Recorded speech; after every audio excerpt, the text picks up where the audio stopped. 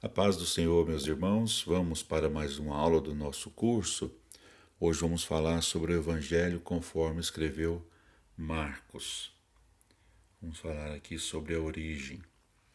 João Marcos, esse era o nome do evangelista Marcos. João Marcos, João, lá no hebraico é Yohanan, significa o Senhor é gracioso. Esse era o nome hebreu dele. Ele também tinha um nome greco-romano, que era Marcos, guerreiro, o significado desse nome Marcos. João Marcos, que é o Marcos que escreveu o Evangelho, era membro de uma família cristã de Jerusalém. Na época da crucificação de Jesus Cristo, ele tinha 20 anos de idade. Ele era filho de Maria, conforme Atos capítulo 12 e versículo 12. E na casa de Maria, essa chamada Maria de Jerusalém, que é a mãe de Marcos, aconteceram alguns eventos relatados no Novo Testamento. A reunião de oração pela libertação de Pedro, ali foi o primeiro lugar que Pedro dirigiu-se após ser solto, conforme Atos capítulo 12, versículo 12, pois essa casa seria o local de reuniões dos líderes cristãos. E também na casa de Maria de Jerusalém, mãe de Marcos, nesse local teria sido ali que Jesus e seus discípulos prepararam a última ceia e onde se realizou a reunião de oração que precedeu o Pentecostes. Marcos estava bem relacionado com os líderes cristãos desde o início. A família de Marcos era rica.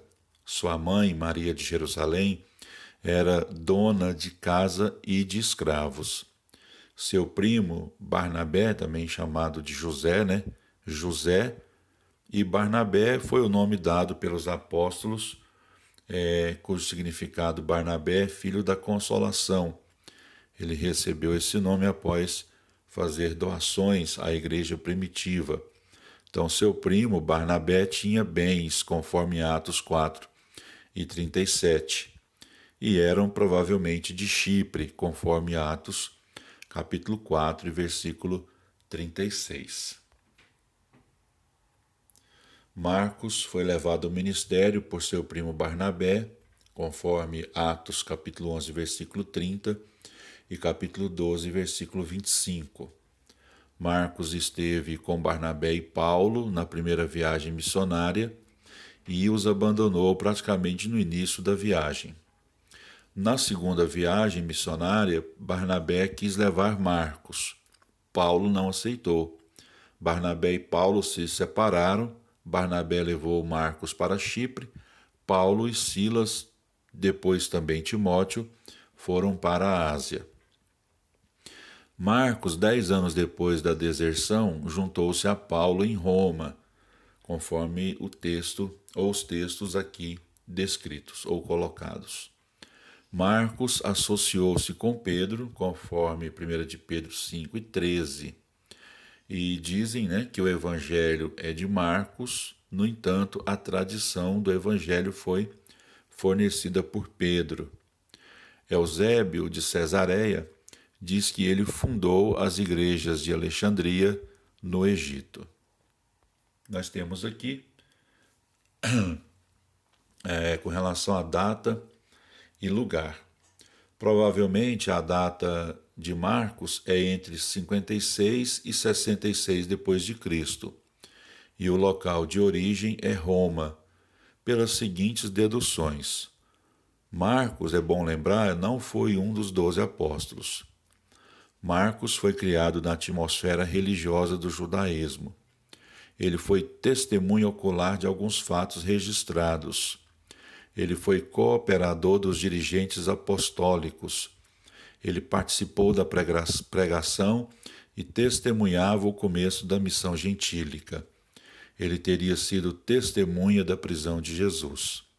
Simão Cirineu, porque ele era de Cirene, pai de Alexandre e Rufo, esses dois são mencionados só no texto de Marcos 15 e 21. Seriam conhecidos do autor e dos seus leitores. Marcos foi ajudante de Pedro, conforme os versículos ou os textos de Atos capítulo 10, versículo 34 a 43, e 1 de Pedro 5 e versículo 13. Mateus e Lucas teriam usado o Evangelho de Marcos como fonte de informação.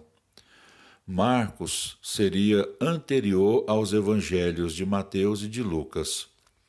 O Evangelho de Marcos é conciso, claro e direto, estilo que agradaria a mentalidade romana, que não gostava de abstrações e fantasia literária. Há muitos latinismos, ou seja, muitas frases, locuções ou construções gramaticais próprios do latim no Evangelho de Marcos, como modius para alqueire, census para tributo e speculator para executor e etc. Marcos fala pouco na lei e nos costumes judaicos. Quando os menciona, explica-os. Marcos era apropriado para a evangelização romana. Então, data e local do Evangelho de Marcos 56 e 66, entre essas datas. Então, sendo Rufo, Marcos 15, 21, o mesmo de Romanos 16, 13, a data de Marcos é entre 56 e 66 depois de Cristo, e o local de origem da escrita do Evangelho é Roma. Então vamos observar aqui o conteúdo. Marcos é uma narrativa histórica que expõe um quadro da pessoa e obras de Jesus. Não é uma biografia, pois não cita o nascimento, a educação, a família, nem dados da fase particular da vida de Jesus. O assunto de Marcos é resumido em Marcos 1 e 1, princípio do Evangelho de Jesus Cristo, Filho de Deus. A pessoa de Cristo domina toda a narrativa do Evangelho de Marcos. As suas obras são a principal fonte de interesse e a sua morte e ressurreição conduzem a narração a um clímax emocionante. Os milagres estão ligados à necessidade humana e são realizados para atender à emergência. Há um firme e calmo progresso de Jesus em direção ao objetivo posto para ele e há mais de uma sugestão do desenlace surpreendente na ressurreição. Esses três textos, Marcos 8:31, Marcos 9:31 e Marcos 10:34, fala justamente sobre a morte de Jesus e, posteriormente, sua ressurreição. Aqui nós temos um esboço do Evangelho de Marcos, onde nesse esboço nós temos 7 sessões, e na primeira sessão fala sobre a preparação, a segunda sessão sobre o ministério de abertura, a terceira sessão fala sobre o pleno desenvolvimento do seu ministério, na quarta sessão nós temos ministério de encerramento, na quinta sessão a última viagem de Jesus, na sexta sessão a paixão, aquela fase anterior à morte de Jesus e morte de Jesus, essa fase, esses últimos dias é chamado de a paixão de Cristo, e temos na última sessão a ressurreição. Então, o estudo aqui apresentado vai passar aqui, um pouco aqui de maneira resumida, as 7 sessões aqui desse esboço do Evangelho de Marcos. Então, o esboço básico apresentado nas últimas 3 páginas é edificado sobre as mudanças de localidades geográficas do ministério de Jesus. Marcos diz pouco sobre o ministério de Jesus em Jerusalém antes da sua paixão. Até chegar à crise do seu ministério, Jesus não mudou da Galiléia e de Decápolis. As viagens a Tiro e Sidom ou a Cesareia de Filipos foram para oração, meditação e instrução. O esboço mostra uma progressão no pensamento de Marcos. A palavra grega eltis ou elteos, logo ou imediatamente, aparece 42 vezes. O esboço procura classificar o material de Marcos. Então vamos aqui para a primeira seção daquele esboço que a gente apresentou nas páginas anteriores. A primeira seção, que é o capítulo 1, versículo 2 até o 13, é uma descrição abreviada da preparação de Jesus para o seu grande trabalho. Marcos apresenta esse período da vida de Jesus muito mais abreviado do que Mateus e Lucas. Não há genealogia, a pregação de João Batista é descrita de maneira resumida, a tentação não descreve os pormenores.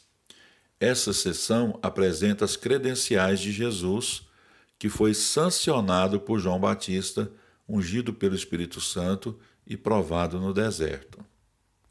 A segunda seção do Evangelho de Marcos, que vai do capítulo 1, versículo 14, até o capítulo 5 e versículo 43, trata do ministério de abertura, ou seja, do relato das primeiras obras relacionadas ao ministério terrenal de Jesus Cristo.